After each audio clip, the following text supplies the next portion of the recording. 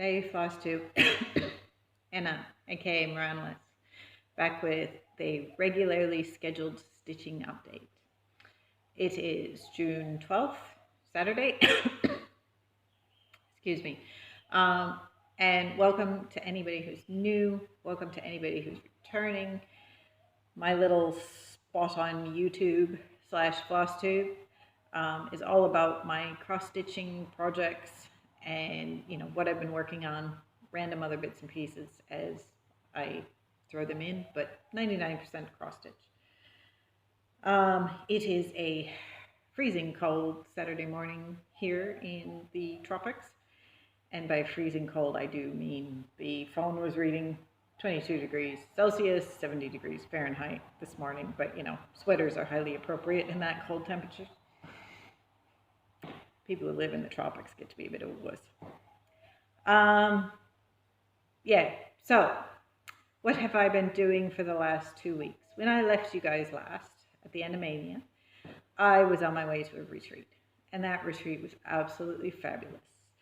I would like to give a big shout out and thank you to Nicole Reed, to Funnily Designs Studios, I'll leave the link below, for hosting and putting on said retreat. It was a great deal of fun. If you go to Gail Phillips' channel, she's got a snapshot overview of the weekend's activities and whatnot. I'll link that below as well. So yeah, it was fabulous just to be able to go get together, gas bag, enjoy other stitchers' company, work on whatever activities, not have to worry about cleaning, feeding myself, feeding my children, any of that sort of stuff.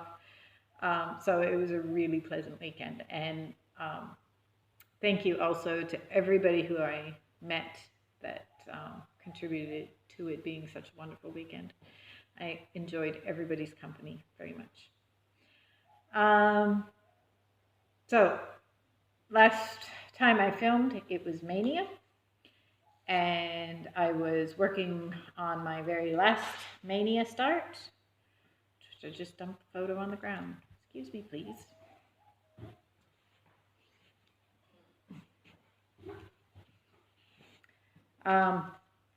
So my last start for Mania was Shakespeare's Fairies by Mirabilia, and I worked on this on the plane to the retreat and that first night. So it did see a fair bit more progress after you saw it at the end of the Mania vlog. Although I couldn't really tell you where. I'm pretty sure I did more work in the purple, mostly because I was over the gray blues that were here. But at this point, the details are getting pretty hazy. This bit of wing and stuff might be new. Since I have been back, a bunch of the treasure braids that will go into those wings have arrived. So yeah, I really need to get more organized when I order supplies, because I had a package of beads for about 3 different projects show up, and a package full of treasure braids for 3 different projects show up, and it took me hours to sort through this stuff going, okay, that particular treasure braid, that was for that project. Clearly I don't take enough notes when I make these orders. And there was a few even that I'd ordered entirely the wrong, I think it was one of the beads for Electra, transposed the numbers, got entirely the wrong bead. So I've got another order of beads coming for other things too. Clearly I need to be a bit more careful. Anyway, so that's where we ended up with Shakespeare's Fairies. This is a 28 count linen from Under the Sea Fabrics called Sea God. So yeah, not a great deal to say about that. It would help if I remember what I did, but 2 weeks is a long time, guys. I'm doing well if I can remember what I did yesterday. I can remember what I did yesterday. I was down flipping burgers at the community center, but that's about the extent of my memory. Anyway, Shakespeare's Fairies. So after we after Mania officially finished on that day, down to the retreat, I pulled out, oh, I didn't grab my finish to show you. We'll have to do the finish at the end.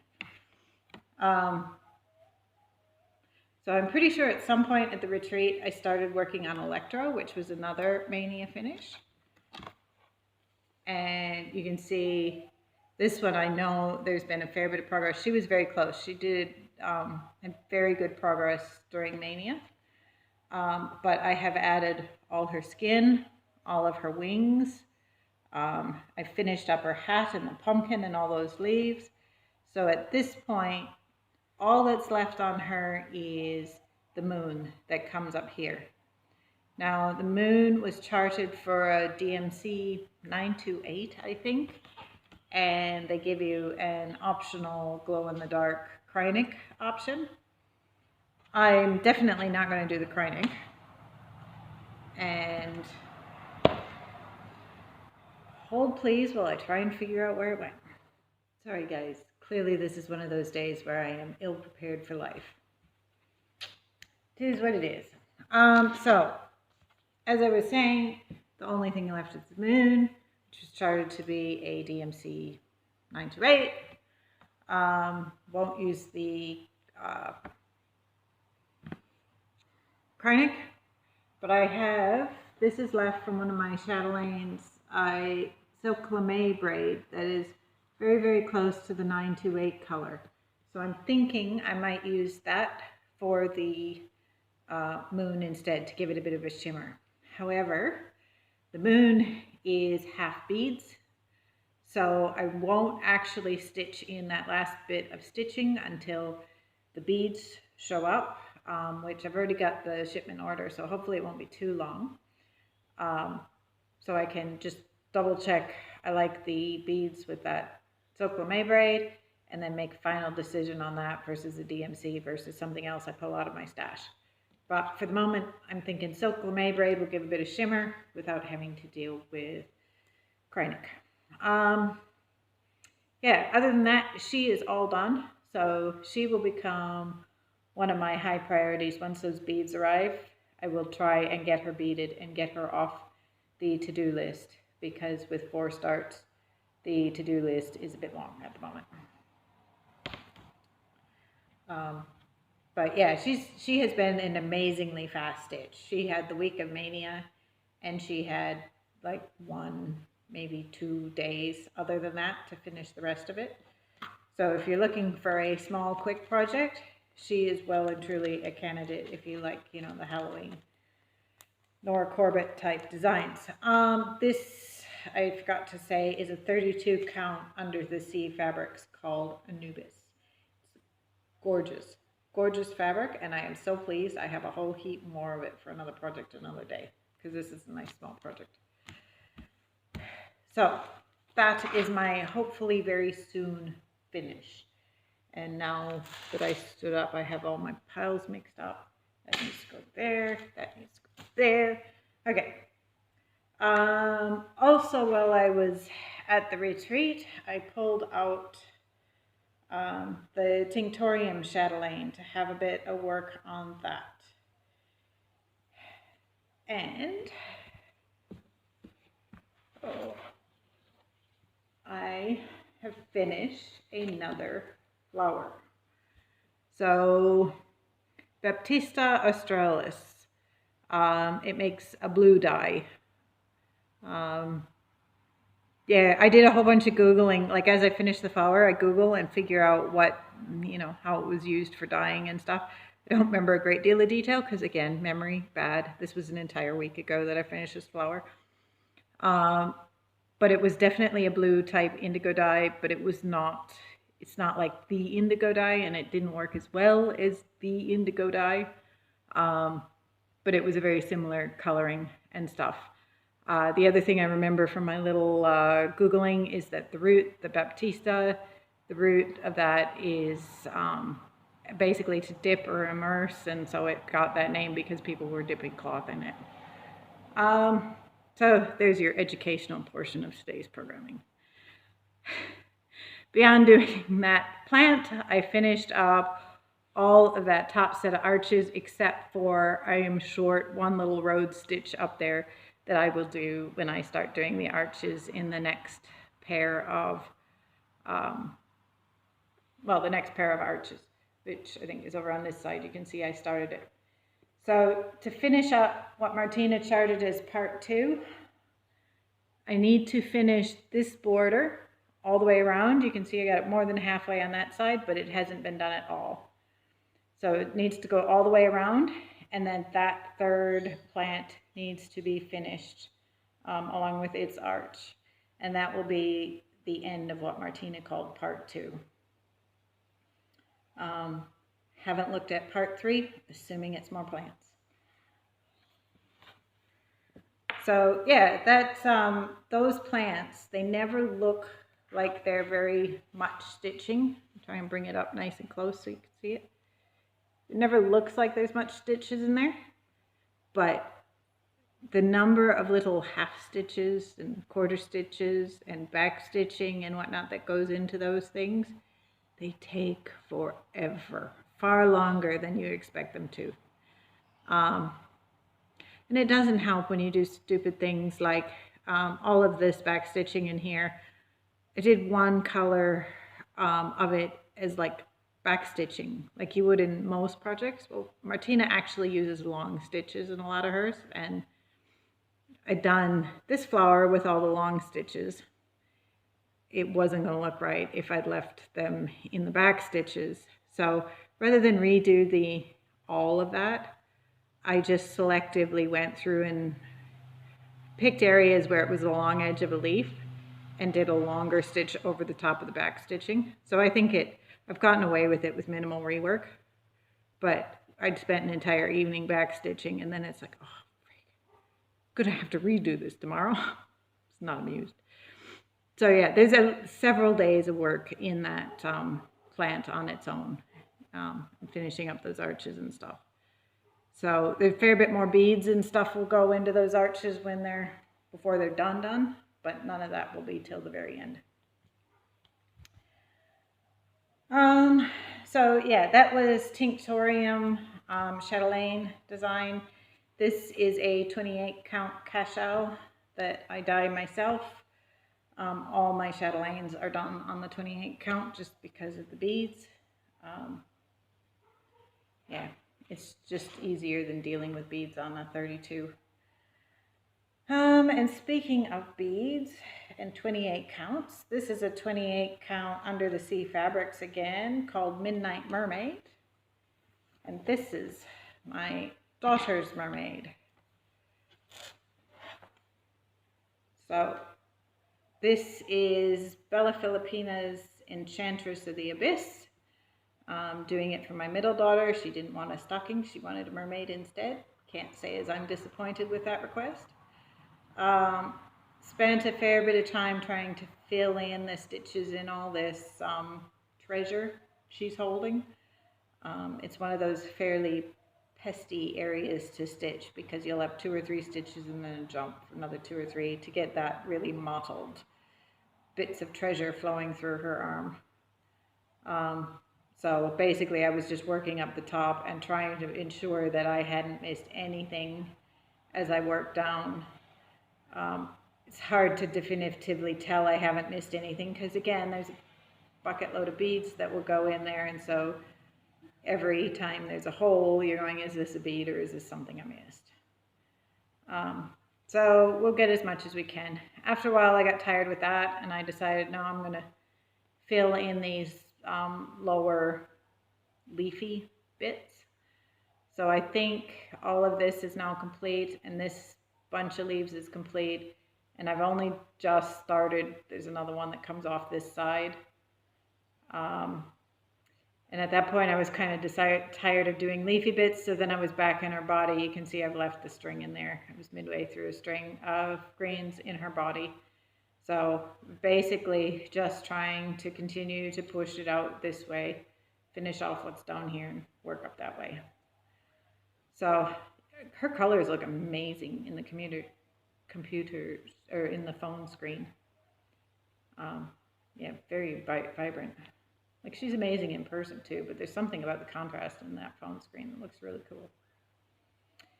But no doubt she will be pulled out, I think, a fair bit more up the upcoming weeks.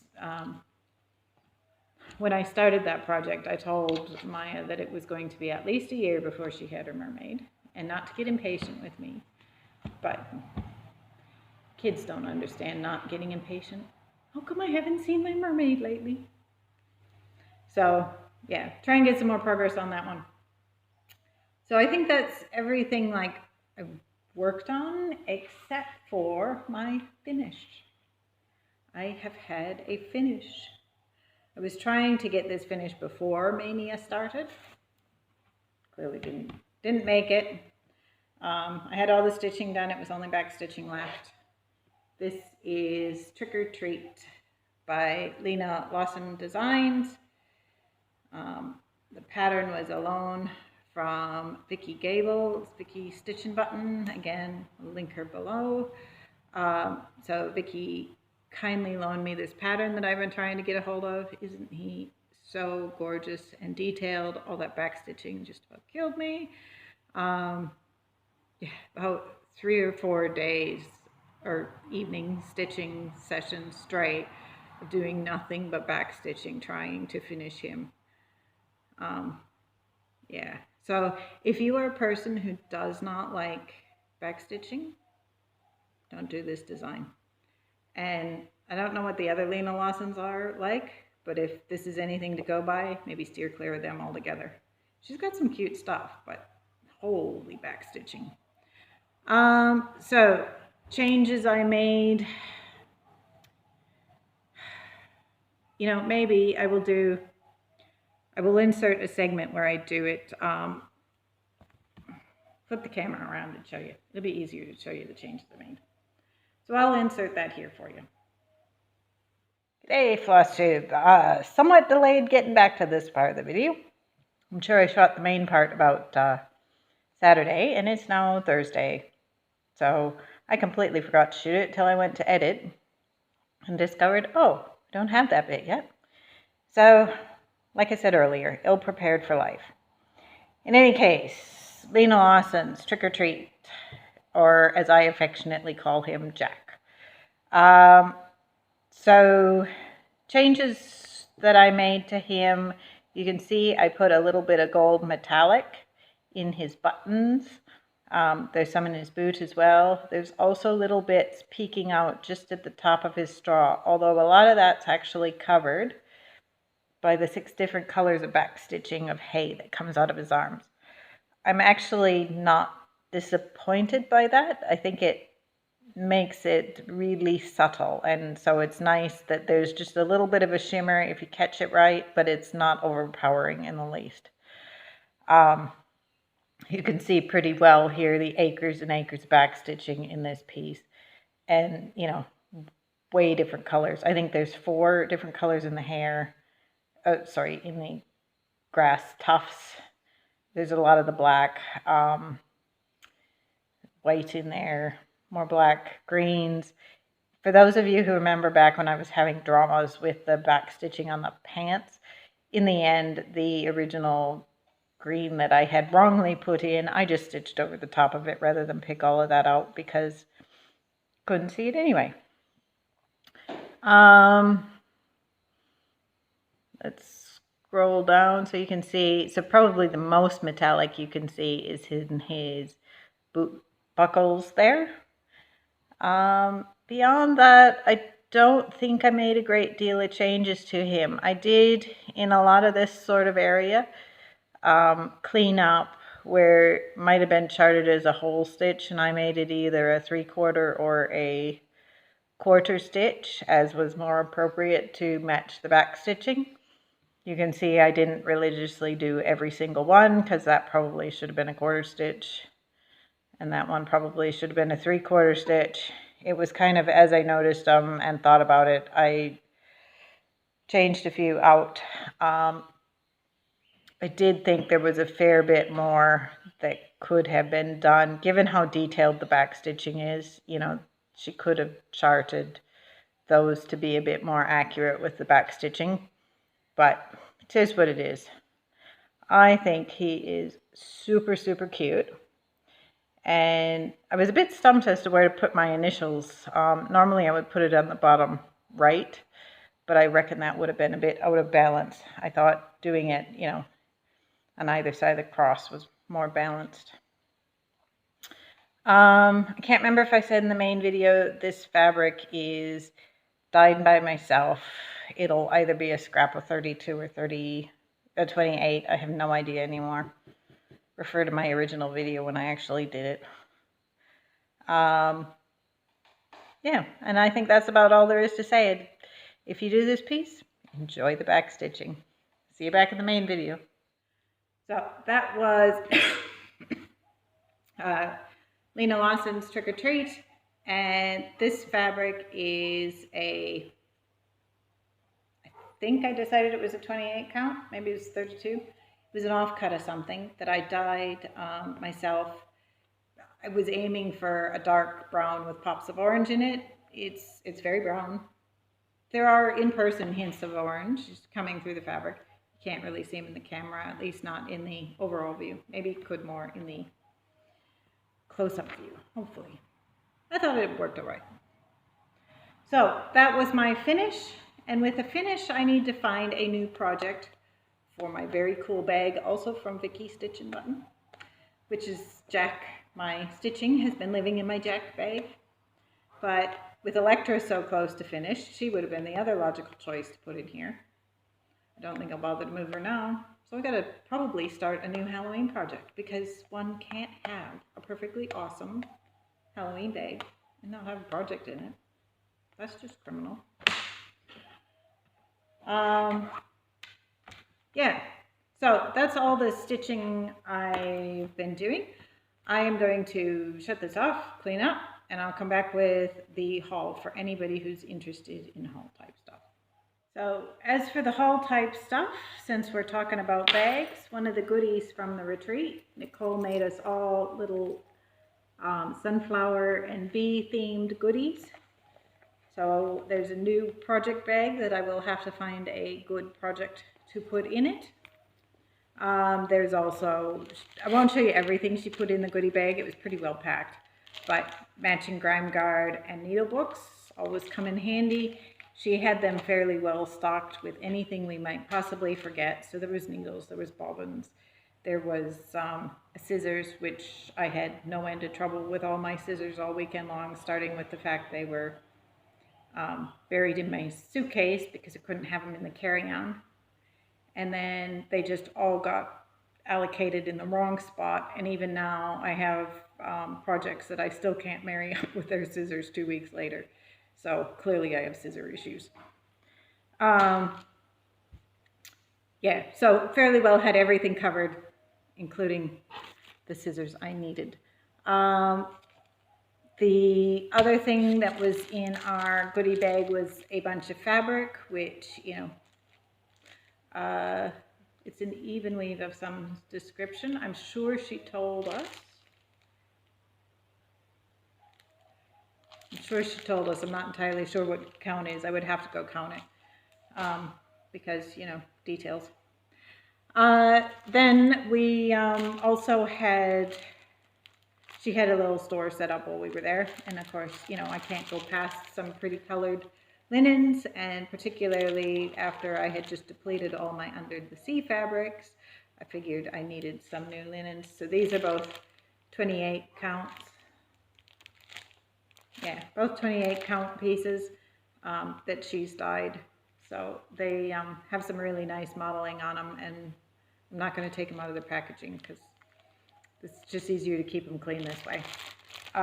But yeah, hopefully we'll see those make an appearance with a new project before too long.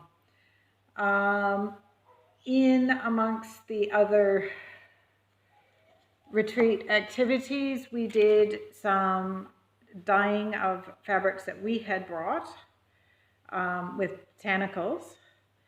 So now I'm going to forget. She had a variety of different things. There was a tea that turned blue.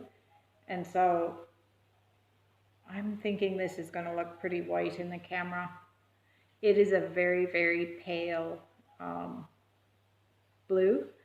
It was a very sky blue when I originally dyed it, much darker than this, but I think I heard somebody say it reacted with the sun and the sun faded it quite rapidly. And I forget the name of the tea they said they used, but it was unlike any tea I've ever seen before. It was very striking blue. Yeah, so it's one of those things, you just experiment and you see what you get. And this, it's really sort of an ice white blue. It would be quite usable for any number of projects. So not the least bit disappointed with how that turned out.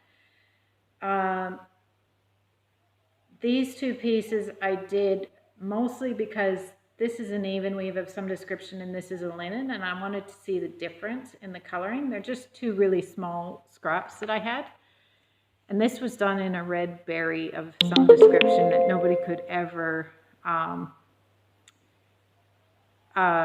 remember the name of the berry. But it was super potent, like we were all using gloves and stuff. But again, the actual color in the fabric that I've gotten is fairly muted. But still, you know, it'd be quite nice background for lots of pictures. I do think the even weave is slightly less colored than the linen, which I would expect, being predominantly a synthetic fiber as opposed to the natural linen. But there's not a whole heap of difference, you know, and it's all an experiment. I don't think my mottling was very good in any of them. They've all come out fairly solid color. This was your traditional tea coffee dye result. It's the day for distractions and interruptions today. So again, coloring not coming through overly well, but this is your traditional tea coffee dye. It's a lovely neutral. Back there, you get just a bit more of the actual color that it is. It's an odd view, the end bits, but it's, yeah, definitely closer to the coloring. It's a lovely light neutral color, and obviously I picked that one for the massive piece that I had spare because that's such a generically useful background color, and if I think it needs it, I can always go back and add some darker modeling over the top with another dye bath another day, but we shall wait till a project comes up and needs it. So all of those will just basically go back in the fabric bucket for another day. The only other thing I accomplished in the last couple of weeks was I finally got around to sewing the Grime Guard for my largest Q-snap, which has the world map project on it, because I've been wanting to stitch the world map but haven't had a Grime Guard to go with my big Q-snap. So my sewing's not awesome, and I very deliberately, this Grime Guard was sized for the 17 by 17 Q-snap rather than the 17 by 11 because I wanted the extra space for all the fabric that will be that map. When I put the one that I had done sized for the 11 by 17 on the actual frame, it fit, but I just felt like once I had that fabric on, it wasn't going to fit very well because there's a huge amount of fabric to go around. So this Grime Guard is technically, by the measurements, I'll link the tutorial I used for the measurements below, which I think basically amounts to the diameter of your frame plus 2 inches. Yeah, so even though it's too big by those standards, I think it will work better with the map. So for those of you who didn't see my last effort at a Grime Guard, A, my sewing socks. B, I'm pretty sure this Grime Guard started life as a bed sheet, which I turned around and did an ice dyeing experiment on. I'm not super thrilled with the colors that came out of it, and I had no particular agenda for that fabric. So I just threw it in the scrap fabric bin, and now it'll be a Grime Guard because I'm not too worried whether the fabric gets grimy because it's just kind of a hodgepodge of colors. But you know, that's how we learn. We experiment on these things, and sometimes it works well, and sometimes it doesn't. And I've got to get the elastic to even out on one side of this. It's kind of lopsided, but I'm sure that will work its way out in time. In any case, I think that's everything I have for you this week. So I will cut it off before the phone rings or something again. And I will see you in 2 weeks. Happy stitching.